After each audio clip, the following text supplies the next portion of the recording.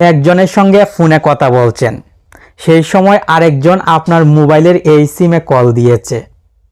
আপনার মোবাইলে যদি কল ওয়েটিং, সিমে কল ওয়েটিং সেটিংসটি অন না থাকলে বুঝতে পারবেন না কল অবস্থায় আবার কে কল দিয়েছে। কারণ যে কল দিয়েছে তার মোবাইলে ওয়েটিং বলবে, নয়তো ব্যস্ত বলবে, আপনার মোবাইলে কিন্তু তার কল আসবে না। এই সমস্যা থেকে মুক্তি পাবেন এই ভিডিওটি দেখলে।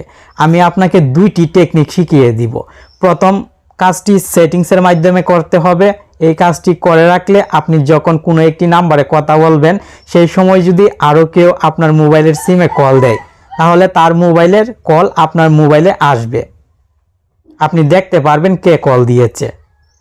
আবার সেকেন্ড ট্রিক্সটি যদি কাজে লাগান, তাহলে আপনি যখন মোবাইলে কথা বলবেন, সেই সময় কেউ কল দিলে আপনার মোবাইলটি সিমটি বন্ধ আছে এমনটা বলবে। আপনি যে কথা বলছেন তা বুঝতে পারবে না, সে মনে করবে আপনার মোবাইলটি বন্ধ আছে। আশা করি ভিডিওটি স্কিপ না করে গুরুত্বপূর্ণ কাজটি শিখে নেবেন। সেটিংসে ক্লিক করবেন। মোবাইলের সেটিংসে চলে আসার পর এখান থেকে মোবাইল নেটওয়ার্ক সেটিংসটি খুঁজে বাহির করবেন। দেন মোবাইল নেটওয়ার্ক সেটিংসে ক্লিক করবেন। স্ক্রল করে নিচে চলে আসলে কল সেটিংস পাবেন। কল সেটিংসে ক্লিক করবেন। Career related settings, career related সেটিংসে ক্লিক করবেন। এখানে 4টি সেটিংস থাকবে, আপনি এডিশনাল সেটিংসে ক্লিক করবেন। দেন সিম সিলেক্ট করবেন। সিম 1 অথবা 2 যে কোনো একটি সিলেক্ট করবেন কল ওয়েটিং চালু করার জন্য। লোডিং হবে, অপেক্ষা করলে দেখবেন কল ওয়েটিং সেটিংসটি এখানে শো হচ্ছে। আমি অলরেডি আগেই অন করে রেখেছিলাম, আপনার মোবাইলে অফ থাকবে, অন করে নেবেন।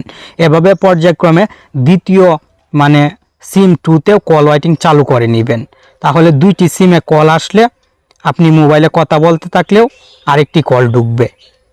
কোড নাম্বারের মাধ্যমেও আপনি চাইলে কল ওয়েটিং অন করতে পারবেন। এজন্য ডায়াল করতে হবে *43# *43# ডায়াল করে যে সিমে কল ওয়েটিং চালু করতে চান সেই সিম দিয়ে কল দিয়ে দিবেন। তাহলে কল ওয়েটিং সার্ভিস ওয়াজ এনেবেলড দেখাবে, মানে সার্ভিসটি আপনার মোবাইলে এনেবেল হয়েছে, অন হয়েছে। কোড নাম্বারের মাধ্যমে আবার অফও করতে পারবেন। #43# ডায়াল করে সিমে কল দিয়ে দিলেই কল ওয়েটিং সার্ভিসটি ডিসেবলড হয়ে যাবে। তবে আপনি এই কল ওয়েটিং সার্ভিসটি মোবাইলের 2টি সিমেই অন রাখবেন। আজকের ভিডিওর সেকেন্ড ট্রিক্সটি চলুন শিখে নিই।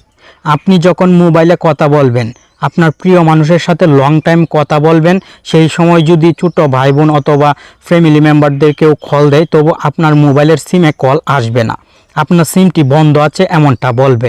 আপনি যে কথা বলছেন তারা বুঝতে পারবে না, কারণ কল ওয়েটিং অথবা অন্য কোনো কিছুই তাদের মোবাইলে বলবে না, শুধু বলবে আপনার মোবাইলের সিমটি এখন বন্ধ আছে।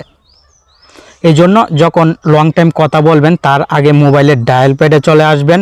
ডায়াল করবেন *21** আপনার বন্ধ একটি সিমের নাম্বার। আপনি যে সিমটি এখন বন্ধ করে রেখেছেন, ব্যবহার করেন না, সেই সিমের নাম্বারটি ডায়াল করে হ্যাশ ডায়াল করবেন। *21* আপনার বন্ধ একটি সিমের নাম্বার হ্যাশ। এই কোড নাম্বারটি ডায়াল করে যে সিম দিয়ে কথা বলবেন লং টাইম, সেই সিম দিয়ে কল দিয়ে দিবেন। কল দেওয়ার সঙ্গে সঙ্গে call forwarding registration was successful এরকম একটি নোটিফিকেশান চলে আসবে, তার মানে কাজটি কমপ্লিট হয়েছে। এখন আপনি লং টাইম কথা বলতে থাকুন, চিন্তা করতে হবে না, কারণ আপনার মোবাইলে কেউ কল দিলে ওয়েটিংয়ে পাবে না, বন্ধ বলবে। আবার যখন আপনার কথা বলা শেষ হয়ে যাবে, সিমটি স্বাভাবিক অবস্থায় নিয়ে আসার জন্য ডায়াল করবেন #21# ডায়াল করে যে সিমে কল ফরওয়ার্ডিং সার্ভিস এনেবেল করেছিলেন সেই সিম দিয়ে কল দিয়ে দিবেন। তাহলে আবার স্বাভাবিক অবস্থায় চলে আসবে। এখন যদি আপনি কথা বলেন, তাহলে অন্য মোবাইল থেকে কল ওয়েটিংয়ে কল ঢুকবে, বুঝতে পারবে আপনি কথা বলছেন। আবার এই সার্ভিসটি এনেবেল করে কথা বললে কেউ বুঝতে পারবে না, সবাই মনে করবে আপনার মোবাইলের সিমটি বন্ধ আছে। আশা করি মোবাইলের এই অসাধারণ 2টি কল সেটিংসের কাজ আপনার কাছে ভালো লাগলো। আর প্রতিদিন এমন নতুন নতুন বিষয় সম্পর্কে জানতে আপনার প্রিয় টেকন বাংলা চ্যানেলের সাথেই থাকবেন। ধন্যবাদ।